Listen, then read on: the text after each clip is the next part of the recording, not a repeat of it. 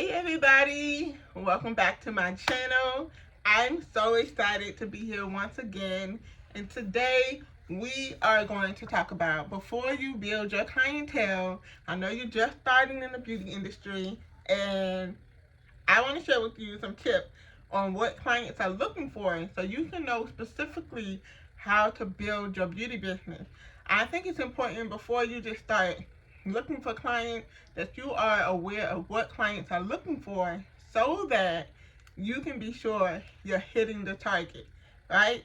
So we don't want to waste any time, especially because you're starting in the beginning. If you take in some of these things that I'm going to mention today, I guarantee you're going to be able to see clients stick with you for the long run. All right.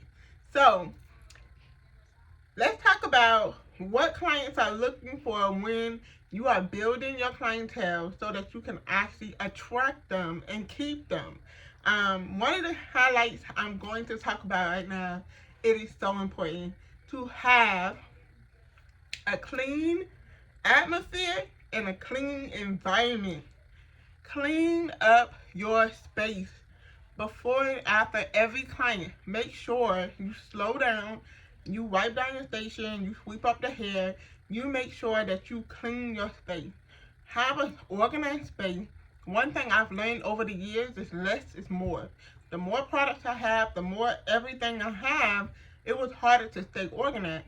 But when I created a way to minimize the things that I had, then that's when it became easier for me to actually be sure that I keep my space organized. So clean up your space. Take an evaluation. Look around. Are you using what's in the salon or in your space, your workspace that you're working in? I want you to take inventory and get rid of the things that does not belong. Things that you just been holding on. Even sometimes you gotta go through your products and see what products have I not used in a long time. Can I get rid of them? Right? Alright. And then also having a clean space means also making sure that when clients come and sit in your chair, they're not coming to hair in the chair. They're not coming to oils on the chair, on the counter. Like, they want to be able to come and feel like it's welcoming. There's a presence about it, and they can't wait to sit and talk to you. Also, too, a clean atmosphere has to do with making sure that you're in a salon space where the music is encouraging, inspiring, or uplifting or something, because that makes a difference when you are in a space that has the right music to make the impact on the people that are coming in. Now, if you're out of control of what music is playing in the salon, then that's different. You know, you can make suggestions if that's allowed, but if not, it's completely different if the music is set for the space you're in. But if you're in a space where you can actually be able to navigate that yourself, I encourage you to be sure that you invest in the right type of music to go into your client's ear. All right. Secondly, is making sure that you provide a professional experience. Show off your stuff. Like, you may feel like you're a newbie and you might not feel like you're all that great. But I don't care where you at in this industry, there's something that you can offer. So the top service that you offer very well, that you can do in the back of your hand, even if you don't feel like you're the best at it, but you know it's the best service that you offer, provide your professional expertise when consulting and educating your client about that service. What that's going to do, it is actually going to show the client you're confident about what you offer. They're gonna trust you in your services and know that you're getting ready to provide a quality experience. Do not be afraid to communicate that, because clients love when there is a communication. Okay? Alright. So, next is consistent quality results. So, in order to build retention, you want to make sure that every time the client comes, you're able to put in the same quality every single time, because clients want to be sure that they're investing in an image. Like, they're looking for that look. The first time you did it, don't just put all your energy in getting them in the door and fall short when they keep coming. Act as if every time they come, it's the first time. And that's how you're going to get them to keep coming, because they're going to see they're not just a number, and you actually care about those type of things. Okay? Third, I want you to focus on clear pricing. When there's clear pricing, clients are looking for clear pricing. They want to know how much money they're going to have to save, how much they need to budget for, how much they need to bring, how much they need to ask for, maybe from their husband. You just never know. But clear pricing will allow them to book instantly. Make sure your pricing is very clear, that they know exactly what they're getting with the price that you're offering, and they understand exactly what comes with that experience. Okay? Leave no room for no questions. Like, make sure that the communication is priced effectively on your booking site. Another thing is, clients are looking for convenience, and they're looking for amenities. I've noticed that now, when you start adding amenities and convenience into your experiences, you want to make sure that you are getting in return what is needed to cover those expenses. But create convenience, create amenities, pay attention to the type of clients you're serving, and how can you actually be sure to create convenient opportunity for them, so that it becomes easier for them to get service by you, right? And then you want to make sure that they're comfortable when they come in. There are some amenities available so they can enjoy the experience.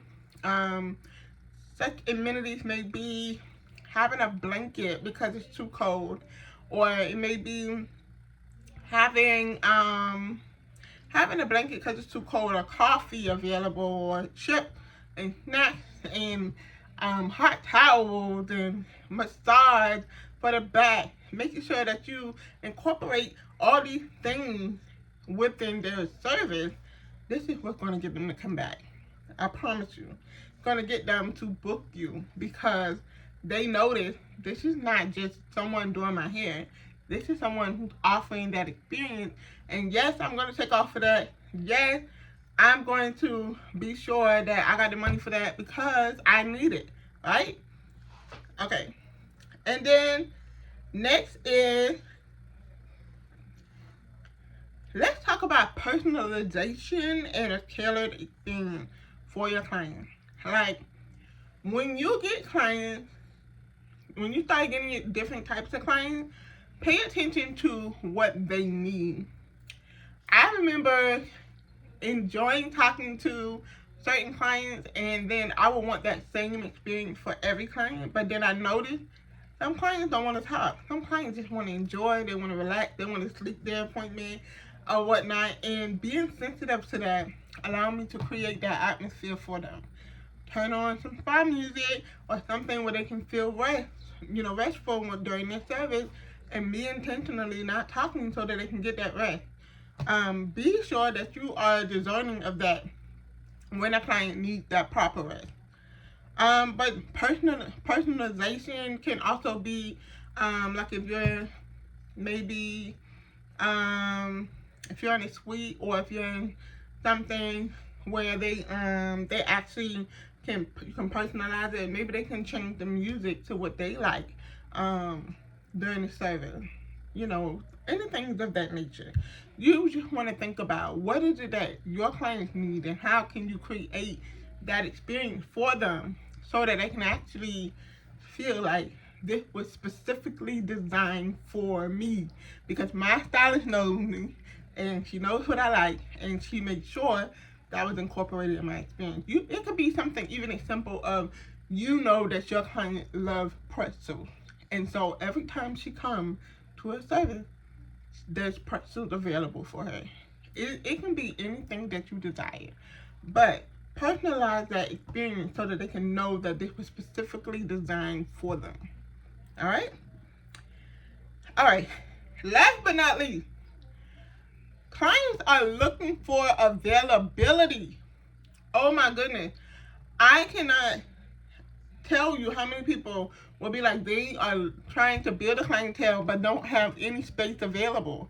Not because they're booked up, but because they just not present in the salon. You have to have space. You want to build, you want to make sure that clients can find you, can book you, and um, they're willing to invest in your services. Be sure your booking is open. Be sure your booking is available for them to be able to do that. All right?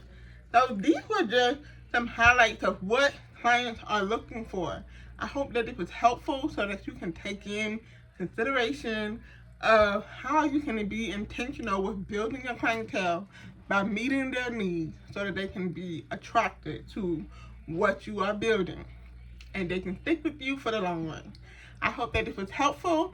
Be sure to check out my website, learn.educatebeauty360.com, and I'm going to be able to provide content with you. Right now, I have a course, How to Build Your Beauty Clientele in 2026. It is available right now. I want you to go to the website, take the course, and go ahead and start building so that you can attract those clients. It is important that you have the right things in place so that you are actually reaching and meeting the needs of every client. I hope that this was helpful. Be sure to drop a comment below and let me know how this went for you. And I'll see you again on next week, Monday.